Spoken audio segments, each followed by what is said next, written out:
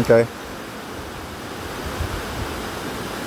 ជំរាបសួរពុកម៉ែមីមីបងប្អូនអ៊ំពេតាបងប្អូនទាំងអស់គ្នា Good. ខ្ញុំឈ្មោះពេញហេយ៉ាននៅក្នុងប្រទេសកាណាដាដូច្នេះខ្ញុំបានមកដល់ស្រុកខ្មែរយើងចាំពីខែ5ថ្ងៃទី1យ៉ាខ្ញុំមកដល់នេះខែ5 2025យ៉ា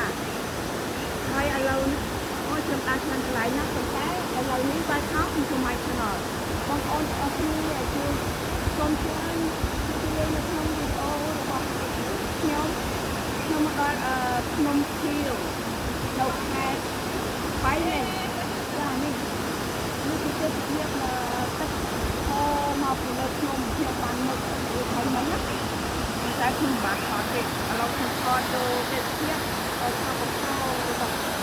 ប្រទេសថៃយើងនេះនៅបៃលិនចាបៃលិនភ្នំខៀវចាគេបានប្រាប់ភ្នំខៀវ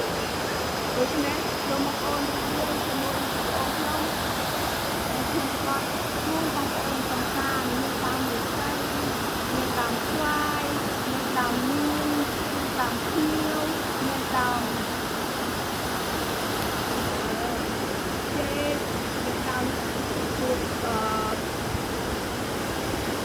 ខប់មានច្រើនណាស់មួយតាមអាស័យល្អណាស់ Crazy. នេះជាដើមអាស័យដងលើភ្នំជួរភ្នំលោកដឹងទេទាំងអស់គ្នាថាដើមអាស័យហ្នឹង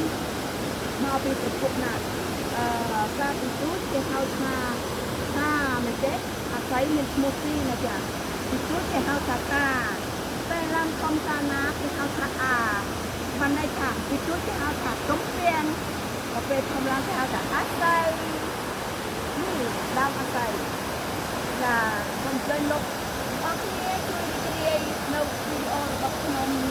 យ៉ាងផ្សេងសូមរីករាយអរគុណ